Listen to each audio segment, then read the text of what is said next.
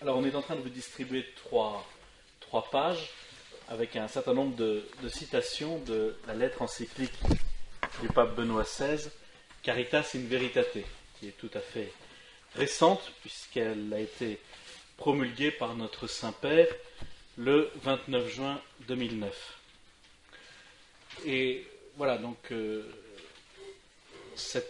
évidemment, cette conférence, ainsi que celle de cet après-midi, n'a pour but que de vous donner quelques clés de lecture, mais évidemment, elle ne vous dispense pas de la lecture de ce texte qui est tout à fait dense et qui reprend donc à partir de la thématique du développement, du progrès, qui reprend au fond les grands thèmes de la doctrine sociale de l'Église que je vais rapidement vous présenter.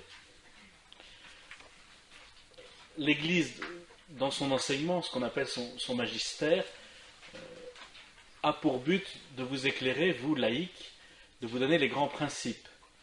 Mais quant à savoir comment, après, incarner ces principes et les appliquer dans les situations très concrètes où vous êtes, situations professionnelles, situations sociales, situations familiales eh bien, évidemment, là, si je puis dire, personne ne peut faire le travail à votre place. C'est le propre du Saint-Esprit de vous inspirer ce qu'il faut faire à partir des grands principes qui vous sont prodigués par l'Église. Il y a donc tout un travail de réflexion personnelle à faire, et puis il y a aussi la confiance dans le don du Saint-Esprit. Voilà pourquoi nous l'avons invoqué en commençant ce week-end, puisque c'est le Saint-Esprit qui, selon la promesse de Jésus, nous conduit à la vérité tout entière et qui nous apprend à agir comme le Christ agit, en tant que disciple du Christ. Mais il n'empêche qu'il faut faire ce travail de réflexion, de formation, qui est de tout temps, puisque lorsque Jésus envoie ses disciples en mission au matin, au jour de l'Ascension, il leur dit bien enseigner et baptiser. Mais enseigner, ça veut dire que la première mission de l'Église, c'est d'éclairer les intelligences. Et cette lumière de l'intelligence, c'est justement la foi. La foi, c'est une lumière qui est donnée, une lumière surnaturelle qui est donnée à notre intelligence, afin que nous puissions, si je puis dire, comprendre les choses de Dieu. Alors, j'ai oublié de mettre le plan sur les textes. Donc voilà, essentiellement, je vais commencer par une petite introduction sur ce que l'on appelle la doctrine sociale de l'Église. Et puis après, il y aura deux grandes articulations. Trois grandes articulations. Oui, j'ai fait comme tout bon exposé français, j'ai fait en 3 points. Donc le premier point, ce sera donc 40 ans après Populorum Progressio, dont je vais vous parler. Donc la thématique de vérité, justice et charité. Donc c'est une partie plus, on va dire, plus fondamentale, plus anthropologique. Deuxièmement, donc le développement humain aujourd'hui, évidemment dans un contexte, donc cette encyclique qui a été annoncée longtemps avant sa publication a été retardée parce que vous voyez à quelle date elle a été publiée. On était en plein dans la crise financière et qui aboutit après à une crise économique et sociale, et donc si je puis dire, non pas du tout que le Saint-Père voulait attendre de la fin de l'histoire, mais justement, il a remis à plusieurs fois cette encyclique pour pouvoir donner un enseignement le plus complet, le plus profond possible. Et puis enfin, une troisième partie à propos de la protection de l'environnement et l'unité de la famille humaine. Alors, ce qui est très, très étonnant dans cette encyclique, il y a deux choses qui sont marquantes, c'est que, à travers, en effet, cette problématique du développement, tous les grands thèmes de la doctrine sociale de l'Église, de la conception chrétienne, au fond, de la vie en société, sont repris, au moins de façon allusive. Donc, c'est un texte qui est très dense. Et puis, la deuxième chose, c'est que revient un petit peu comme un leitmotiv le fait de dire, oui, mais il ne suffit pas de connaître parfaitement les mécanismes de l'économie, de la finance, voire du développement, mais fondamentalement, ce qui manque aujourd'hui, et ce qui explique en partie la cause de la crise, qui n'est pas simplement une crise économique, mais qui est une crise de l'homme, et ça c'est dans ce qu'on appelle la crise de la modernité ou de la postmodernité, eh bien, on ne peut pas résoudre cette crise si on ne l'aborde pas dans toute sa profondeur, y compris dans sa profondeur anthropologique et théologique. Et ça, c'est encore une fois, un leitmotiv qui revient à tous les chapitres. Je n'ai pas fait un relevé, mais c'est... voilà. Donc le travail que vous faites durant ce week-end, ce n'est pas simplement un travail à réfléchir à l'unité de votre vie, mais au fond, comment peut-on aujourd'hui résoudre les problèmes d'une manière qui soit à la fois réaliste, mais aussi qui soit fondamentale. Alors, donc, introduction, qu'est-ce que la doctrine sociale de l'Église? Alors, l'Église a une doctrine sociale, une conception de l'organisation de la vie en société, ce qui peut surprendre parce que nous savons que la première mission de l'Église, pour le dire de façon un petit peu rapide, c'est de nous enseigner les vérités de la foi et de nous donner les moyens surnaturels pour atteindre la vie éternelle. C'est donc à la fois, l'Église nous communique quoi? Eh bien, nous communique tout à la fois, ou plutôt le Christ utilise l'Église, se sert de l'Église pour nous enseigner et pour nous communiquer le pardon de nos péchés et le don de la vie éternelle. Voilà quelle est la mission de l'Église. Cependant, ce salut, ce don que nous recevons de Dieu, nous le réalisons, nous y sommes fidèles à travers nos actions quotidiennes, et pas simplement à travers notre vie de prière ou notre vie sacramentelle, qui est l'aliment de notre action. Mais même si la messe dominicale est le sommet de notre semaine, il n'empêche que c'est une nourriture qui nous est donnée pour vivre en chrétien, pour vivre en fidélité à la parole du Christ et au commandement de Dieu tout au long de notre semaine. Le salut, il concerne des personnes très concrètes, il s'adresse à des personnes très concrètes qui sont engagées, qui sont incarnées dans la société, dans un cadre familial, dans une activité professionnelle, etc., etc., etc. Et puis il y a aussi une autre dimension qui est très importante, c'est que, et ça nous le savons par la foi, mais nous le savons aussi par la raison, c'est que l'homme est essentiellement un animal social. Pour se développer, pour développer en lui son humanité, il a besoin du contact avec les autres.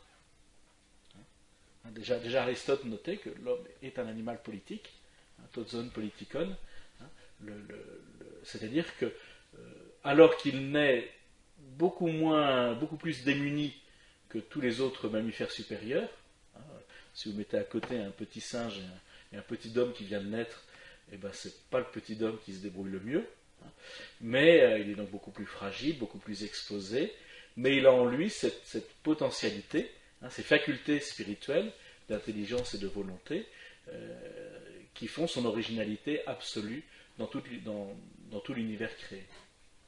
Mais justement, pour développer ces virtualités, qui sont pour lui des pures potentialités, donc d'intelligence et de volonté, eh bien, il a besoin du contact avec les autres.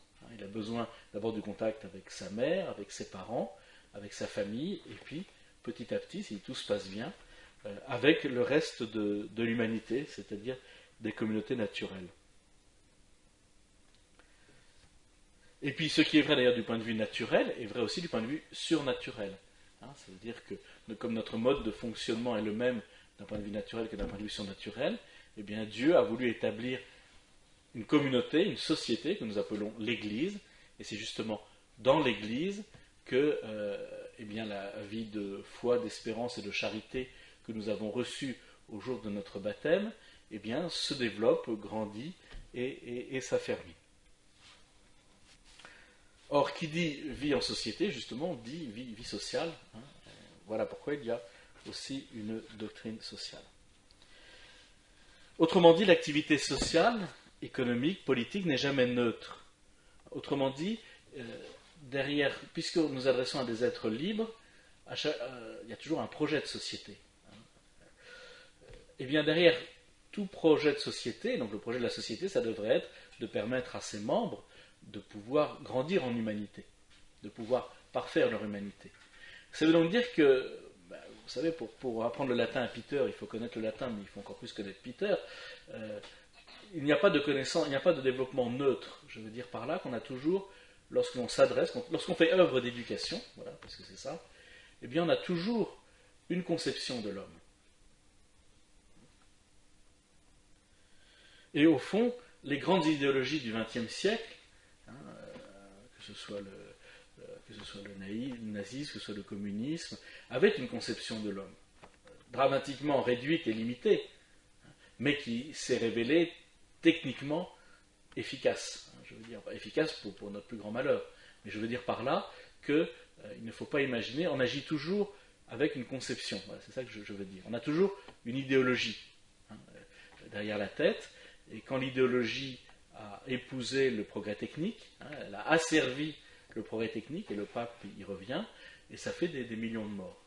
Je veux dire, l'homme de Cro-Magnon, imaginez que par exemple, il est déjà l'idéologie, je ne sais pas, nazie, bon, au pire, il allait défoncer le crâne de son voisin dans sa caverne, et puis ça s'arrêtait là, on pouvait le maîtriser. Avec le progrès scientifique, c'est bien différent, c'est-à-dire qu'on a planifié la disparition, la mort, le génocide de populations entières au nom d'une idéologie et parce qu'on avait les moyens techniques pour le réaliser. Et ça, c'est très important de découvrir justement comme quoi le progrès scientifique est neutre, les miracles techniques et scientifiques sont neutres, tout dépend de l'usage qu'on peut en faire. Alors la révélation chrétienne nous révèle donc dans un second temps qui est l'homme. L'objet de la révélation, c'est dire qui est Dieu et quel est le salut qui nous communique. Mais du même coup, si je découvre que Dieu m'aime, qu'il met tout en œuvre pour me sauver, eh bien, et surtout que dans le christianisme, nous croyons au mystère du Dieu qui se fait homme, le mystère de l'incarnation, eh bien, évidemment, ça va apporter sur l'humanité, sur la vocation de l'homme, comme une lumière toute spéciale. L'homme a vocation à être sauvé par Dieu, par le mystère de l'incarnation. Et autrement dit, on ne peut pas faire l'économie de cette révélation.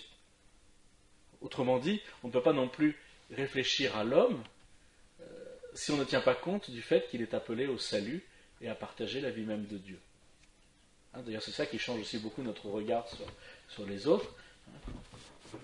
C'est ça qui nous permet de dépasser nos petites antipathies naturelles. C'est toujours de nous rappeler que celui qui est à mes côtés, donc mon prochain, par définition, est appelé, comme moi, à la vie surnaturelle. Qu'il est appelé à connaître Dieu et qu'il est appelé à l'éternité. Et ça change encore une fois un petit peu le regard sur l'autre.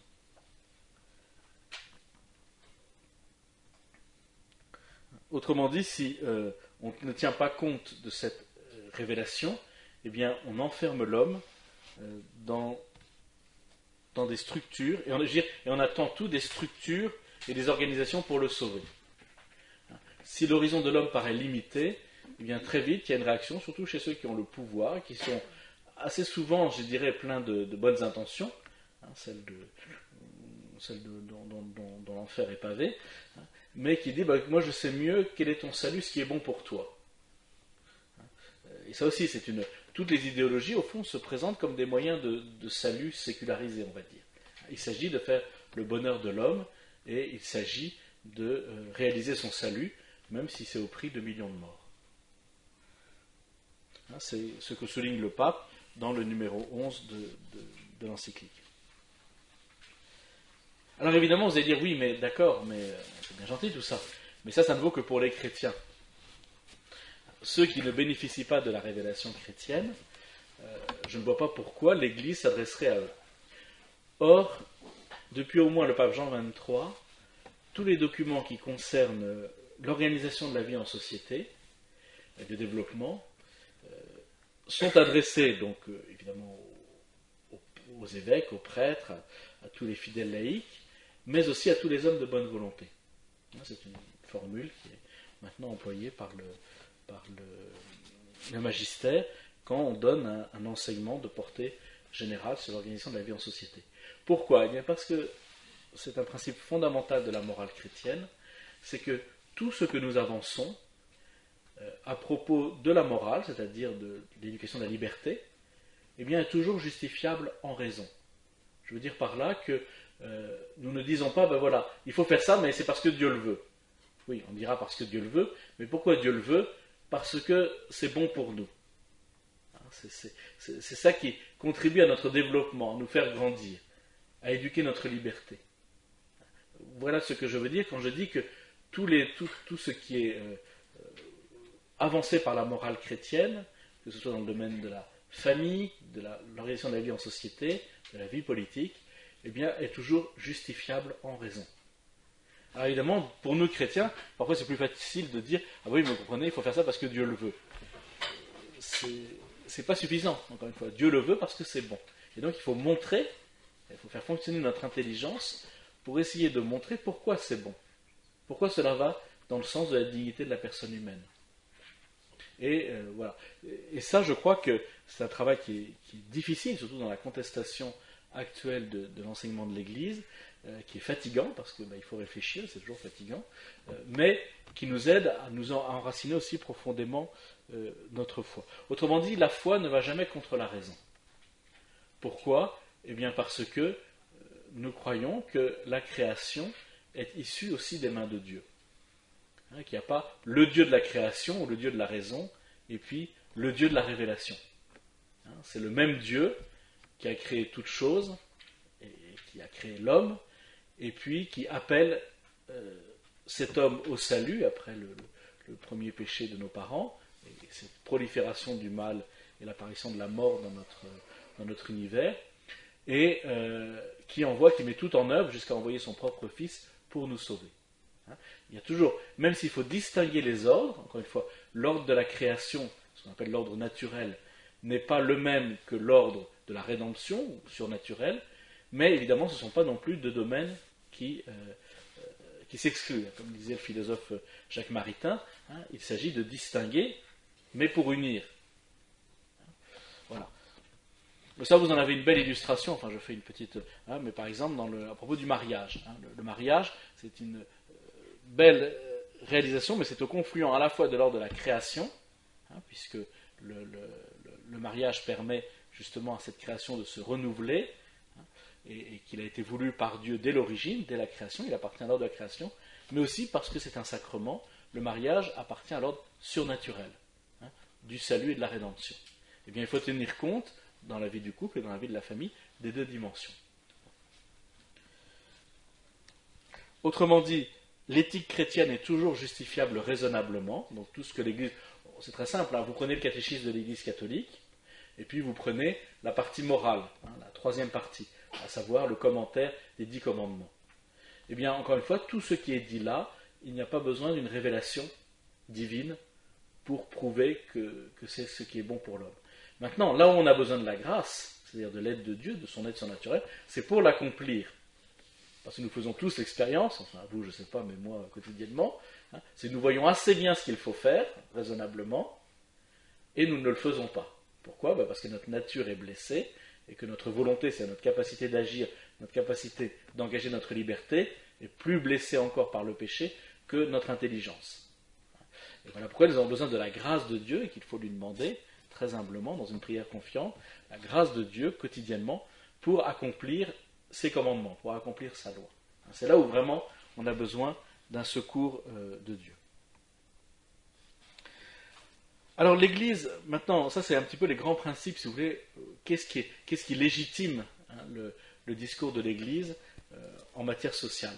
Historiquement, bien entendu, l'Église est toujours intervenue en comptant sur la lente éducation et le développement progressif des consciences. Par exemple, ainsi de l'esclavage. On peut être surpris, il n'y a pas dans le Nouveau Testament, pour revenir à la source, une grande déclaration contre l'esclavage. Et on sait très bien que l'esclavage s'est maintenu, y compris dans les toutes premières époques de la chrétienté. Mais ce qui a beaucoup changé, malgré tout, et c'est une sorte de bombe à retardement qu'il y avait dans l'Évangile, mais cette fois une bombe à retardement bénéfique, enfin dans tout ce qu'il y a dans l'Évangile, c'est que, évidemment, si on découvre que, par exemple, si vous lisez le petit épître à Philémon de Saint Paul, un tout petit texte, un petit billet que Saint Paul envoie à un de ses amis, parce que ce Philémon avait un esclave qui s'est échappé, qui a rejoint Saint Paul, et Saint Paul en a fait un chrétien, l'a baptisé. Mais Saint Paul, respectueux de la loi de son époque, écrit à Philémon en disant, écoute, il t'appartient, parce que c'était comme ça les lois de l'époque, donc je te le renvoie, mais rappelle-toi que désormais c'est plus ton esclave, c'est ton frère. Donc voilà, traite-le en conséquence. Bon, il est évident qu'à partir de ce principe, petit à petit, même s'il a fallu beaucoup de temps, eh bien l'Église, l'Église en est arrivée à une condamnation très, très ferme de l'esclavage, hein, comme attentatoire à la dignité de la personne humaine. Un autre exemple, donc, vous avez dit, je suis aumônier militaire, donc une question qui m'intéresse un petit peu, la notion de guerre juste. C'est aussi très progressivement que l'Église, sachant que, voilà, tant que les hommes seront des hommes et marqués par le péché, ils se feront la guerre, bon, eh bien, ou bien on s'enferme dans sa tour d'ivoire, on dit, ah mais là c'est affreux, je peux entendre parler de ça, mon Dieu, hein, ou alors on se dit, bon, dans cette situation de désordre, on essaye de mettre un tout petit peu d'ordre et de lumière et de réconfort. Et l'Église a eu une action depuis le Moyen-Âge, là aussi très progressive, très lente, mais pour admettre ce qu'on appelle la loi de la guerre. C'est le fait de dire que c'est pas parce que c'est la guerre qu'on peut faire n'importe quoi. Et si vous regardez, par exemple, la Convention de Genève, c'est-à-dire les conventions internationales passées entre États qui se font la guerre, eh bien, vous vous rendez compte que la plupart la quasi-totalité de ces éléments de doctrine, eh bien, sont issus, en fait, de la doctrine sociale de l'Église, de la conception de la guerre juste. Ou par exemple, un autre exemple aussi, c'est à propos de l'éthique économique, hein, l'Église aussi qui a longtemps réfléchi à propos de l'usure, enfin faire la distinction entre le prêt à intérêt, qui est juste, puisque évidemment, comme on immobilise de l'argent pendant un temps, eh bien, il est juste que quand on le retrouve avec un petit bénéfice, même si à l'époque on avait peut-être, en tout cas au Moyen-Âge, on n'avait peut-être pas la notion comme aujourd'hui de l'inflation, hein, mais qu'on a différencié de l'usure. Hein, l'usure, c'est évidemment le fait de prêter de l'argent à un taux astronomique, et là l'Église a toujours considéré que c'était du vol, etc., etc., etc. Mais historiquement, la doctrine sociale de l'Église, telle que nous la connaissons, est apparue avec l'industrialisation au XIXe siècle, avec aussi des nouvelles formes d'organisation politique, c'est-à-dire l'émergence des États, et ainsi que la misère prolétarienne, l'exode rural, et à la fois le libéralisme, c'est une sorte de développement économique sans frein, et puis son frère ennemi, évidemment, le marxisme, avec tout ce que ces idéologies, lorsqu'elles arrivent au pouvoir, représentent comme menace à propos de la famille, de la liberté, de la foi, etc. Et donc la première grand document sur ces questions-là, qui a été anticipé par l'action des chrétiens, vous avez peut-être entendu parler au XIXe siècle de ce qu'on appelait les catholiques sociaux, bon, c'était ça, des catholiques qui cherchaient à pallier les dérives et les dangers de la société industrielle, et qui a bien réussi en France. Hein. Vous savez, le gendre de Marx disait que si le marxisme n'avait pas pris en France, c'était à cause de ce qu'avaient fait les catholiques sociaux. Autrement dit, si vous êtes un peu habituel à lire, hein, si vous lisez La condition ouvrière chez Zola, hein, et si vous la lisez chez Dickens, hein, donc vous voyez la différence. Hein. Parce que décrit Zola, c'est quand même pas merveilleux, mais enfin, c'est quand même à 10 000 pieds au-dessus. Hein, la condition ouvrière telle que la décrit Zola est beaucoup plus respectueuse des personnes que ne l'est ce que décrit Dickens, hein, à la même époque en Angleterre. Et donc le premier grand document à propos de la doctrine sociale de l'Église, c'est le pape Léon XIII en 1891, donc, qui écrit la lettre encyclique Rerum Novarum, ou Rerum Novarum, à propos donc de la société industrielle et la possibilité qui est laissée aux ouvriers de pouvoir s'organiser, soit en corporation, soit en syndicat. Alors quel est maintenant le champ d'application et depuis, donc régulièrement, le pape, par des documents, les papes successifs, spécialement pour fêter l'anniversaire de Rerum Novarum, mais pas seulement, donc font le point, c'est toujours à partir des mêmes principes, mais évidemment les appliquent à des situations très différentes. Alors quel est le champ d'application de la doctrine sociale de l'Église ? Eh bien je dirais c'est la vie politique, économique et sociale, l'organisation de la société, mais aussi la famille et la signification du travail humain, parce que, au fond, la première société, une société primitive, si je puis dire, qui est même antécédente à tout État, c'est la famille. Et donc la société politique, ce n'est rien d'autre qu'une communauté de communautés, une communauté de familles. Comment intègre-t-on quelle est la grande activité qui permet à l'être humain de se socialiser? C'est d'une part l'éducation, voilà pourquoi aussi l'Église a et puis une pratique aussi, une expérience à propos de l'éducation, mais pas simplement, il y a aussi le travail humain. C'est un point que, par exemple, à partir même la signification, qu'est-ce que c'est l'activité humaine? Et ça, c'est beaucoup Jean-Paul II qui a développé cette dimension-là. Mais aussi le respect de la vie, puisque dans un monde la société, elle est d'abord, si je puis dire, défensive, elle est là pour protéger ses membres. Et voilà pourquoi aussi le respect de la vie a une grande importance dans la doctrine sociale de l'Église. Et puis enfin, les questions touchant la culture et l'environnement. La culture, parce que c'est ça, l'être humain est naturellement un être de culture. C'est par la culture qu'il développe son humanité. Et puis l'environnement, parce que Dieu a établi l'homme gardien de la création et que c'est une problématique auquel nous sommes particulièrement sensibles aujourd'hui et auquel répond le pape Benoît XVI, mais il est évident que nous découvrons que cette terre a aussi des richesses limitées. Et voilà. Alors vous voyez, donc l'Église ne propose pas l'Église, je veux dire l'Église en tant qu'enseignant, par sa hiérarchie, ne propose pas des solutions clés en main, mais des principes et des convictions. Et c'est justement le texte numéro 1, parce que comme je vous l'ai dit, le mieux c'est quand même de nous mettre à l'écoute de ce que nous dit l'Église. Donc c'est le premier texte, dans la doctrine sociale de l'Église au service de l'homme et de son développement. L'Église n'a pas de solution technique à offrir et ne prétend, citation du pape Paul VI, aucunement s'immiscer dans la politique des États. Elle a toutefois une mission de vérité à remplir, en tout temps et en toutes circonstances, en faveur d'une société à la mesure de l'homme, de sa dignité et de sa vocation. Sans vérité, alors ça c'est quelque chose qui, comme je vous l'ai dit, revient à de multiples endroits dans l'encyclique, sans vérité on aboutit à une vision empirique et sceptique de la vie, incapable de s'élever au-dessus de l'agir, car inattentive à saisir les valeurs et parfois pas même le sens des choses qui permettraient de la juger et de l'orienter. La fidélité à l'homme exige la fidélité à la vérité, qui seule est la garantie de la liberté et de la possibilité d'un développement humain intégral. C'est pour cela que l'Église la recherche, qu'elle l'annonce sans relâche et qu'elle la reconnaît partout où elle se manifeste. Cette mission de vérité est pour l'Église une mission impérative. Sa doctrine sociale est un aspect particulier de cette annonce.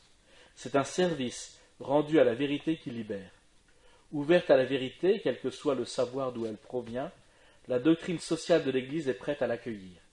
Elle rassemble dans l'unité les fragments où elle se trouve souvent disséminée, et elle l'introduit dans le vécu toujours nouveau de la société des hommes et des peuples. Vous voyez, il y a comme tout un patrimoine de sagesse que l'Église d'ailleurs peut très bien emprunter à d'autres traditions philosophiques voire religieuses, selon le principe que tout ce qui est vrai est nôtre. Et à la lumière de la foi, éclairée par la foi, éclairée par ce que justement la révélation nous dit de l'homme, eh bien, va utiliser ces matériaux pour en faire comme une synthèse. Et après, pour l'introduire dans la vie. Mais pour cela, la vie du monde. Pour cela, évidemment, cela exige, et là c'est une des grandes, si je puis dire, des grands combats de Benoît XVI, cela exige que l'on renonce justement à ce qu'on appelle le relativisme. Le fait de dire, voilà, à chacun sa vérité. Puis, le problème de ça, qui semble apparemment bienveillant et tolérant, aboutit en fait à un totalitarisme. C'est-à-dire que si on ne reconnaît pas des valeurs qui nous dépassent, eh bien, ce sera immédiatement la loi du plus fort. Et ça, voilà, il y a dans l'homme, dans le cœur de l'homme, une loi à laquelle il est tenu d'obéir et qu'il ne s'est pas donné lui-même. Voilà. La vérité est le fondement de la liberté. Il n'y a pas de liberté en dehors de la vérité. Et ça, c'est vraiment la grande question, je dirais, aujourd'hui. Déjà, le pape Jean-Paul II était beaucoup revenu sur cette question-là, mais Benoît XVI en a fait vraiment, on peut dire, peut-être le grand combat de son pontificat. Alors, le Caritas in Veritate donc, traite de la question du développement. Et justement, c'est une question qui est anthropologique, parce que l'homme n'est pas un sujet de dressage, il est un sujet d'éducation, il est un sujet de développement. Autrement dit, la liberté le rend capable de prendre bien des directions différentes. Et donc, il faut lui montrer un chemin et le rendre capable de l'emprunter. Mais ce qui est vrai de l'homme, en tant que tel, est vrai aussi des peuples et de toute l'humanité. D'autant plus, et ça c'est quand même l'élément tout à fait nouveau, c'est que la mondialisation nous rend sensibles à l'indépendance et à l'interdépendance. La fameuse théorie du vol de papillons, là. Benabar en a fait une chanson. Mais on découvre, et la crise, c'est vrai, aujourd'hui, plus personne ne peut se retrancher derrière ses frontières. Si peut-être à part la Corée du Nord. Mais bon, là de toute façon, ils n'ont pas besoin d'être en contact avec le monde entier pour affamer leur population, donc ils y arrivent très bien tout seuls. Mais par ailleurs, voilà, il y a même la Chine, aujourd'hui, il y a une interdépendance très, très grande et très importante, et donc nous y sommes plutôt tout à fait sensibles, spécialement en tant que chrétiens. Mais il est évident aussi qu'il ne faut pas renier notre responsabilité personnelle. Parce que ça, c'est aussi le danger, c'est qu'il y a une sorte de fatalisme qui s'installe, qui dit, vous comprenez, moi, qu'est-ce que je suis dans cette grande machine? Donc voilà, je suis bien obligé de suivre. Alors, ce qui est vrai d'une certaine façon, mais d'autre part, il y a eu bien des événements ou des changements dans l'histoire qui ont commencé parce qu'un tout petit groupe d'hommes, parfois un seul homme, genre un petit groupe d'hommes, justement a dit non au système. Il a commencé à réfléchir, à dire, mais on ne peut pas continuer comme ça. Je pense très directement, mais dans la chute du mur de Berlin, qui est un événement politique tellement important, le phénomène des dissidents en Union soviétique, qui a commencé dans les années 70, auquel on n'a absolument pas, dont on n'a pas parlé, et pourtant c'est à ce moment-là qu'a commencé vraiment la première fissure du mur est apparue. Il y a un petit groupe d'hommes, de scientifiques ou d'universitaires, qui ont dit nous on arrête de chrétiens, pas chrétiens, croyants, pas croyants, mais justement qui dit nous on arrête de mentir. Maintenant on dit la vérité, on dit les choses telles qu'elles sont. Et c'était très, très bête, si je puis comme dit Charles Péguy, de dire bêtement la vérité bête. Mais dans telle usine, on dit la propagande dit qu'à telle production, c'est pas vrai, voilà la production. Et là, eux, ils ont fait l'expérience que c'était la vérité qui libère. Et que ce qu'il y a de pire, c'est justement de vivre toujours dans le mensonge. Ça, c'est quelque chose sur lequel insistait beaucoup le dissident dont j'ai oublié le nom, mais Sakharov, il disait le pire dans le système soviétique, c'est qu'on nous obligeait toujours à mentir. Alors, premier point donc de mon exposé, après cette très brève introduction, les 40 ans, donc 40 ans après Populorum Progressio, vérité, justice et charité. Plus de 40 ans, puisque, en fait, Populorum Progressio, c'est une encyclique, je vous ai parlé de Rerum Novarum de Léon XIII, mais plus proche de nous, même si la plupart d'entre nous, certainement, tous nous n'étions pas nés, sauf le père Éric, mais en mars 67, donc le pape Paul VI a adressé une lettre encyclique à propos du progrès, disant même que le progrès, c'est le nouveau nom de la paix. Et le 30 décembre 87, donc là nous étions tous nés, le pape Jean-Paul II a renouvelé cette réflexion par son encyclique Sollicitudo Rei Socialis. Voilà. Alors, les contextes sont très différents. En 67, il y a la plupart des pays émergents ou ce qu'on appelait en voie de développement, qu'on a appelé sous-développés et qu'on appelait à partir de cette période-là en voie de développement, tous ces pays-là, il y avait un certain optimisme parce qu'on avait l'impression qu'ils s'étaient tous émancipés, pratiquement la période de décolonisation était pratiquement entièrement terminée. Et donc ces peuples et ces nations jouissant d'un pouvoir autonome, on pouvait espérer effectivement grâce entre autres à la coopération avec l'Europe plus développée, mais que ces pays allaient sortir de la misère et déjà bénéficier des progrès de la médecine, de l'industrialisation et que sais-je encore. En 87, donc 20 ans après, le contexte a bien changé. Parce qu'il y a eu ce qu'on appelait le néocolonialisme, on a eu affaire à des régimes extrêmement corrompus qui faisaient que tout l'argent prévu pour le développement allait souvent dans la poche des dirigeants. Et puis 87, c'est évidemment la période, même si le pape Jean-Paul II en a reparlé encore dans une autre encyclique, Centesimus Annus, donc en 1991, mais évidemment on sent aussi qu'on est en train de sortir de la logique des deux blocs antagonistes. Donc voilà. Et puis, alors le contexte de cette encyclique, donc Caritas in Veritate, c'est évidemment la crise systémique qui s'explique au moins en partie par le désordre du cœur humain. Là aussi, toujours revenir au fondement anthropologique. C'est très étonnant, mais si vous lisez un petit peu, je ne sais pas si entre vous sont des financiers ou des économistes, mais c'est quand même très, très, très, très amusant d'entendre des experts aujourd'hui qui vous expliquent tous, au fond, que cette crise, c'était sûr qu'elle allait arriver, pour telle ou telle raison. À part un ou deux, ils ont été bien peu à vous le dire avant. Mais pourquoi ? Parce qu'il y a une sorte de... Et c'est pas méchant ce que je dis là, et on peut bien le comprendre, mais il y a une sorte d'excitation, on se laisse emporter, et puis, même si on dit, oui, mais c'est pas rationnel ce qui se passe, justement, c'est pas raisonnable, ça ne peut pas continuer comme ça. Et puis, un jour, tout s'écroule, on se dit, ah oui, en effet, ça ne pouvait pas continuer comme ça. Bon. Et de fait, ça n'a pas continué comme ça.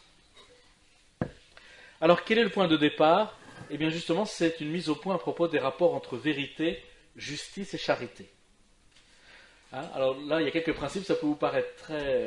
ça va peut-être vous rappeler vos classes de terminale en philosophie, mais la philosophie, ça consiste à aborder avec un esprit d'adulte des questions d'enfant, et donc la grande question, c'est de savoir, au fond, qu'est-ce que la vérité ? C'est déjà la vérité de Ponce Pilate. C'est vrai qu'il demande à Jésus, quand Jésus dit « je viens pour témoigner de la vérité », à Ponce Pilate lui dit « qu'est-ce que la vérité ?» Et à ce moment, il rentre chez lui, et voilà, ce qui permettait de dire à Froissart dans son commentaire du Credo, il croit retourner au bureau, il se retrouve au beau milieu du Credo. Bon, souffert sous Ponce Pilate. Bon. Mais c'est ça, qu'est-ce que la vérité ?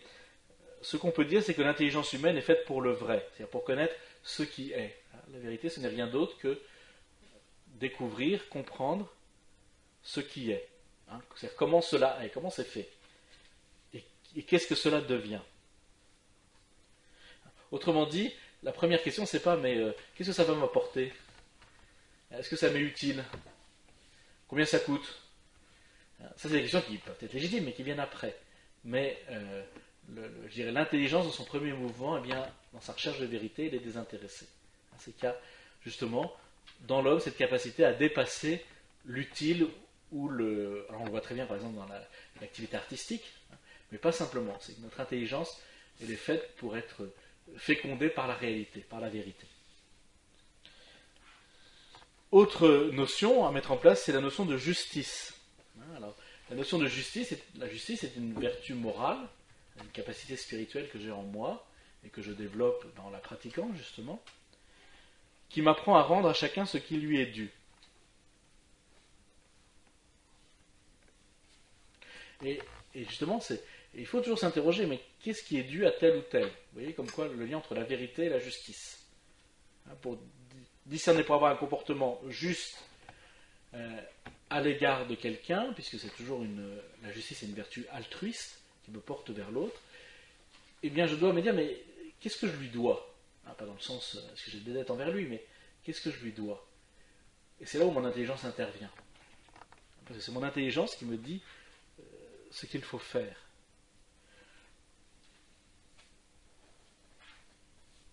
Autrement dit, l'autre a des droits et moi j'ai des devoirs à son égard. Et donc tout homme a droit à développer son humanité, à découvrir qu'il est aimé de Dieu, parce que c'est ça le plus fondamental, à fonder une famille, à travailler pour assumer sa subsistance. Et donc, face à ces droits, il existe des devoirs corrélatifs de l'État, de la part de l'État et de la société pour lui offrir les moyens de réaliser tout ça. Un droit, c'est pas un truc auquel on peut renoncer. Un droit, c'est une exigence. Et enfin, la charité. La charité, c'est une vertu théologale, donc qui est en moi, mais qui ne vient pas de moi, qui vient de Dieu, ça n'est pas donné par la nature, par la création. Et cette vertu a l'effet de nous permettre d'aimer Dieu par-dessus toute chose et d'aimer notre prochain comme nous-mêmes. On a tous appris, en classe de catéchisme, l'acte de charité. Dieu, je vous aime par-dessus toute chose et j'aime mon prochain comme moi-même. Autrement dit, si j'aime l'autre, je veux son bien. Donc on retrouve la notion de justice. C'est ce qu'on appelle l'amour de bienveillance. Parfois, je peux avoir aucune sympathie pour quelqu'un, j'ai la sympathie naturelle, mais ça, on s'en fiche complètement, c'est pas ça qui est demandé. Ce qui est demandé, c'est de dire, quel est le bien de la personne. Et ce bien, je dois en justice le réaliser. Je dis ça parce qu'on se confie, enfin le pape le traite un peu plus loin, mais trop souvent on se confie à ce que l'on ressent, au ressenti, mais une fois on s'en fiche complètement de ça. Ça aide, c'est bien entendu. Mais justement, l'ordre du réel, c'est pas l'ordre du ressenti, l'ordre du réel, c'est de se dire, voilà, il y a telle personne qui m'est liée d'une façon ou d'une autre, comment puis-je l'aider à réaliser sa vocation ?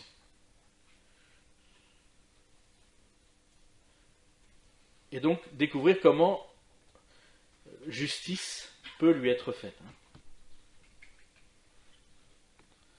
Et c'est donc l'amour de Dieu, cette charité qui est créatrice, qui est créateur, pardon. C'est l'amour de Dieu qui nous révèle qui nous sommes, d'où son lien avec la vérité et la justice. Cependant, donc à la fois la charité intègre la notion de justice, mais elle la dépasse.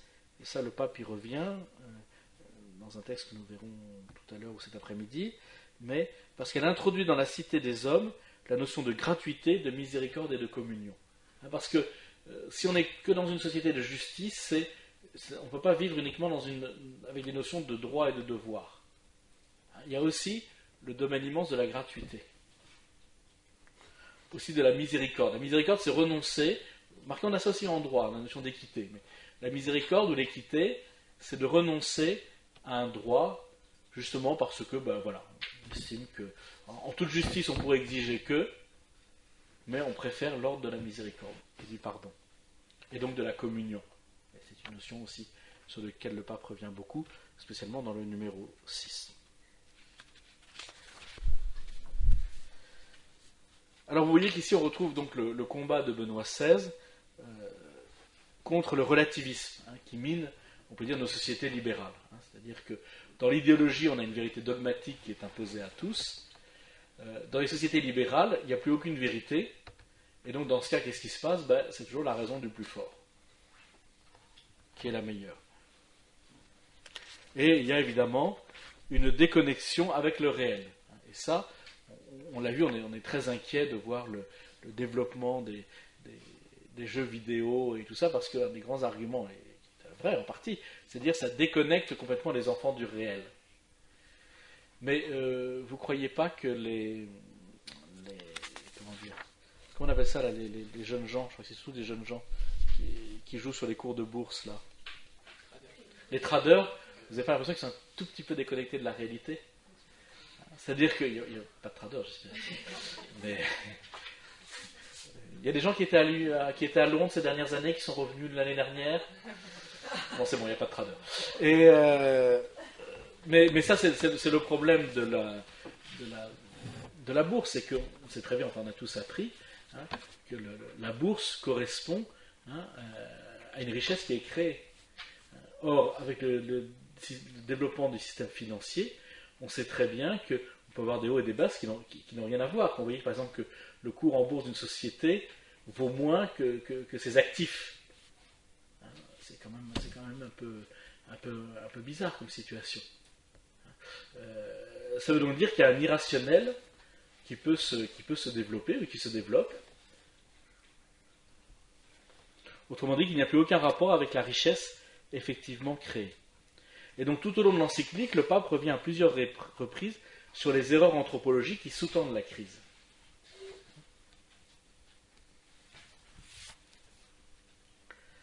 Donc il faut développer, ça c'était aussi une formule qu'employait le pape Paul VI, mais qui a été reprise par Benoît XVI, il disait le développement, c'est qu'il faut développer tout l'homme et tous les hommes. Tout l'homme, c'est l'homme dans toutes ses dimensions, face justement à une société qui est très unidimensionnelle. Non, le vrai développement s'adresse à l'homme dans sa totalité, dans tout ce qu'il est. Ça veut donc dire, encore une fois, qu'il faut savoir ce qu'est l'homme. Et puis, tous les hommes, parce qu'évidemment, ils vivent en communauté, et qu'on ne peut pas, même si les rythmes de développement ne sont pas les mêmes, on sait très bien que, de même que dans une société limitée, il y a un danger quand il y a de trop grosses disparités sociales, il y a un risque d'explosion, eh bien c'est exactement la même chose, il y a un risque d'explosion, mais cette fois mondiale, lorsqu'il y a une disparité trop grande entre peuples riches et peuples pauvres. D'où l'importance d'avoir une conception vraie de l'homme, et d'où aussi la nécessité de se découvrir, là encore une fois j'y reviendrai, non seulement tous solidaires, mais aussi des frères. Ce qui n'est pas tout à fait la même chose. Voilà, ça va jusque-là, vous tenez le coup, c'est des choses un petit peu, vous savez tous très bien, mais vous n'avez pas de questions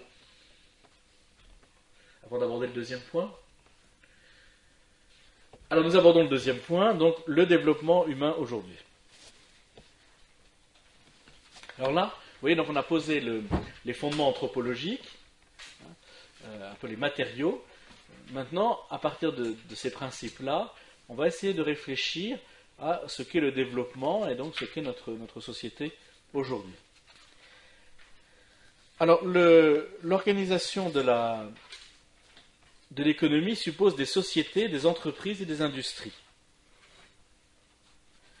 Et donc, le premier but de ces entreprises et de ces industries, à partir du moment où évidemment elles ont un caractère commercial ou industriel, c'est de faire du profit.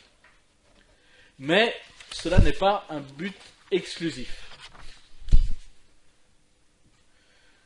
Et sinon on a la crise telle que nous la connaissons. C'est un des aspects du capitalisme financier, c'est de ne s'intéresser qu'à court terme, ça aussi c'est très important. Si vous êtes à court terme, vous ne pouvez pas avoir une vision de développement, puisque vous êtes dans l'immédiateté. Et donc, à court terme, voilà, si j'avais I want my money back, comme disait Madame Thatcher à la grande époque, que vous n'avez pas connu, mais voilà, c'est comme ça qu'elle négociait dans les trucs européens. Très, voilà. Je veux que mon fric me revienne. Bon. Et le danger, c'est justement, ben voilà, on veut le maximum de rendement le plus vite possible, sans du tout se préoccuper du type d'industrie dans lequel on a investi. Que ceci exige peut-être en effet du temps. Autrement dit, si c'est l'unique valeur qui est recherchée, c'est-à-dire le profit à court terme, eh bien évidemment on scie la branche sur laquelle on est assis. Or, le bien de chaque industrie, de chaque groupement économique, doit être compris aussi comme au service du bien commun, au développement du bien commun. Et parce qu'à long terme, il est bien entendu que si vous sacrifiez toujours le bien commun, un jour ça va vous exploser à la figure. Parce que, au fond, même économiquement, ça sera une catastrophe. Parce que par exemple, vous n'aurez plus de gens pour acheter vos produits. C'est le numéro 21 de l'encyclique qui insiste là-dessus. Et donc qui voit dans la situation actuelle, enfin la source de tous les maux dont nous souffrons, évidemment, la notion de spéculation injuste, ou plutôt cette situation-là, ne rechercher que le profit. Qu'est-ce qu'elle provoque? Eh bien, en effet, des spéculations injustes, que je dis déconnectées du réel, la ruine des économies locales. Vous voyez, par exemple, dans l'agriculture, au lieu de permettre à des États de parvenir à l'autonomie alimentaire en ayant une agriculture diversifiée, eh bien, on va pousser à produire avoir une production que ces pays puissent exporter et qui rapportera le maximum d'argent, dans un premier temps. Donc la ruine des économies locales. Les flux migratoires difficilement maîtrisables. Et puis enfin l'exploitation anarchique des ressources de la terre. C'est, au fond, on est dans le cadre du toujours plus matérialiste. Et ça, c'est profondément enraciné dans le cœur de l'homme. Là aussi, la racine de tout ça, c'est un problème anthropologique. Vous savez, c'est l'expérience aussi un peu du joueur. Il n'y a pas de Belge ici? Non? Il n'y a pas? Sûr? Bon, c'est le Belge qui est devant le distributeur de Coca-Cola, vous savez. Il met une pièce, il y a un Coca-Cola qui tombe, il en met une deuxième pièce, une troisième pièce. Il y a un type qui s'approche et dit non, mais vous avez très soif. Ah non, mais moi, tant que je gagne, je joue. Hein. Bon, et ben, il y a un peu ce phénomène-là, un phénomène qui est au fond très, très immature, et qui fait que, ben voilà, tant qu'on peut ramasser du profit, alors qu'on est en train justement de tuer en quelque sorte la poule aux œufs d'or. Autrement dit, même si la richesse générale croît, il y a l'apparition de disparités de plus en plus fortes et criantes. Et donc là, la disparité, ça va évidemment contre la notion de justice, la vertu de justice. C'est exactement ce que disait... c'est un bouquin de Gilbert Cesbon qui s'appelle C'est Mozart qu'on assassine, mais en fait il reprend une formule ou une expression de Saint-Exupéry, où Saint-Exupéry disait, mais quand on ne donne pas à des enfants les moyens de se développer, je dirais justement spirituellement, humainement, eh bien peut-être que c'est Mozart qu'on assassine, parce que dans les enfants à qui on ne donne pas les moyens de se développer, il y a sans doute même le futur Mozart. Mais Mozart, tout génial qu'il soit, s'il n'y avait pas eu son père, s'il n'y avait pas eu un contexte familial et social qui justement le poussait, parfois un peu trop, mais à exprimer ou à manifester son art, eh bien, voilà, nous n'aurions jamais eu Mozart. Eh bien, cela s'applique très bien au développement. Le développement, permettre à tout homme offrir à tout homme les conditions de se développer humainement, c'est un service qui est rendu à toute l'humanité.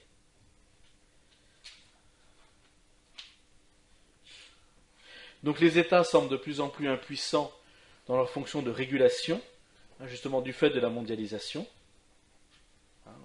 avec la disparition des blocs aussi. Ça, c'était aussi une chose, c'est qu'on était obligé de bien se tenir, c'est-à-dire d'essayer de favoriser le développement des nations sur qui on avait autorité, parce qu'on craignait beaucoup que justement ces nations se tournent vers l'autre bloc.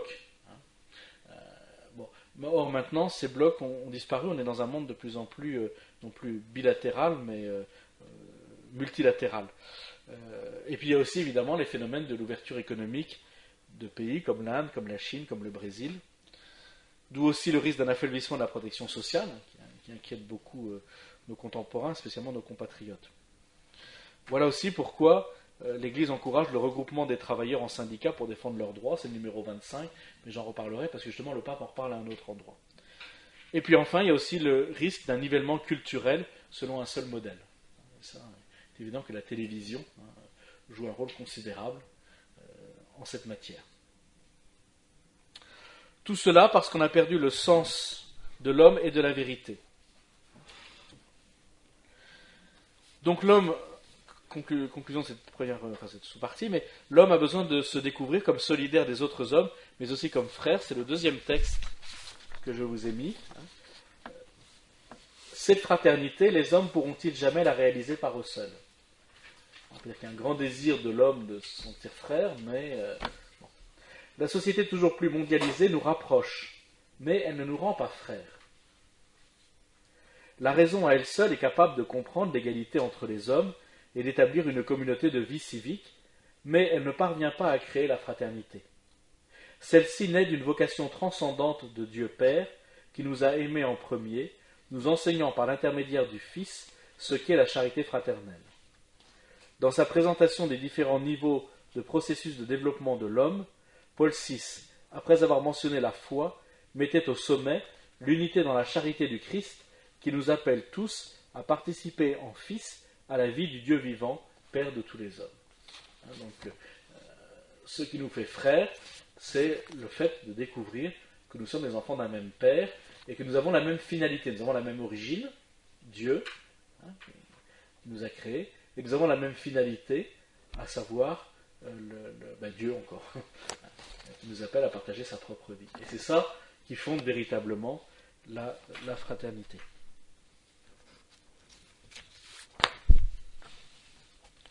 Alors, face à cette situation de désordre, l'Église affirme que le marché doit obéir non seulement aux lois de ce qu'on appelle la justice commutative, entre les membres d'une même société. La justice commutative, c'est le fait que, entre égaux, nous puissions nous respecter. Par exemple, si je passe un contrat avec vous, eh bien, je suis tenu de le respecter, et vous aussi, vous êtes tenu de le respecter pour la partie qui vous revient. Mais il y a aussi une autre forme de justice qu'on appelle la justice distributive, qui s'exerce pour le coup par l'autorité politique sur les citoyens. Pourquoi ? Eh bien parce que il revient à l'État d'avoir le sens du bien commun. Et que nous, et c'est bien normal, une entreprise locale, elle verra son intérêt propre d'abord. Mais la somme des intérêts propres, ça ne fait pas un intérêt commun. Voilà pourquoi, parfois, l'État, lorsqu'il est juste, lorsqu'il est impartial, se doit justement d'intervenir pour rappeler à telle ou telle entreprise, pris dans le sens très large, mais réalité dans la société, qui poursuit son propre but, que peut-être que son but ne correspond pas au bien commun. Mais là, évidemment, l'exigence, c'est l'impartialité de l'État.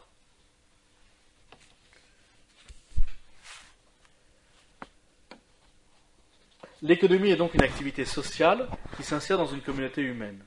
Et elle n'est pas indépendante par rapport à elle. C'est ce que le pape rappelle au numéro 35. Sans forme interne de solidarité et de confiance réciproque, le marché ne peut pleinement remplir sa fonction économique. Aujourd'hui, c'est cette confiance qui fait défaut, et la perte de confiance est une perte grave.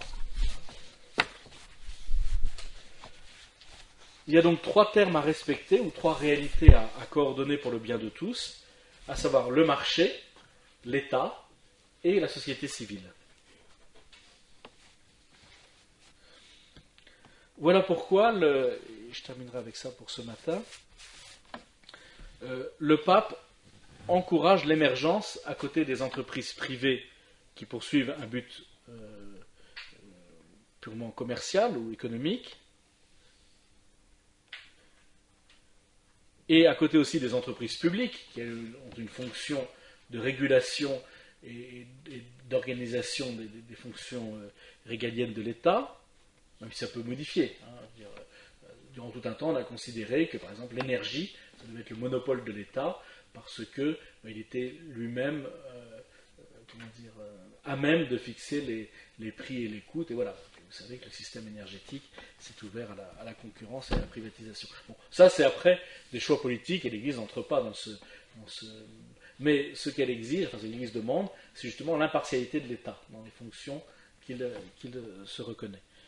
Et donc c'est lui qui est appelé à réguler, on l'a bien vu dans la crise bancaire, c'est lui qui est appelé à réguler les différents systèmes économiques. Donc il existe à côté de ces différentes entreprises, donc soit entreprises d'État, soit entreprises privées tournées vers le profit, donc au numéro 38, des organisations productrices qui poursuivent des buts mutualistes et sociaux. Autrement dit, c'est le moyen de dépasser la logique purement libérale, donnée pour avoir, ou la logique étatique, donnée par devoir, pour permettre des échanges reposant sur la gratuité et le développement intégral. Voilà. C'est ce qui est apparu sous la forme de ce qu'on a appelé l'économie de communion. L'économie de communion a sa cohérence propre, elle doit aussi gagner de l'argent, mais ce n'est pas cela qui est premier. Autrement dit, cela permet de redécouvrir que l'entreprise est aussi une réalité sociale, c'est-à-dire qu'elle existe pour le bien de ses membres, et qu'elle n'appartient pas qu'aux investisseurs. Un des drames de la crise, c'est que les industries, les entreprises n'obéissaient qu'aux injonctions des investisseurs financiers. Autrement dit, ce nouveau secteur permet de mieux comprendre la finalité profonde de l'économie comme activité humaine. Non pas seulement le profit, mais le développement de l'homme dans toutes ses dimensions. Et c'est le texte numéro 4, on va terminer avec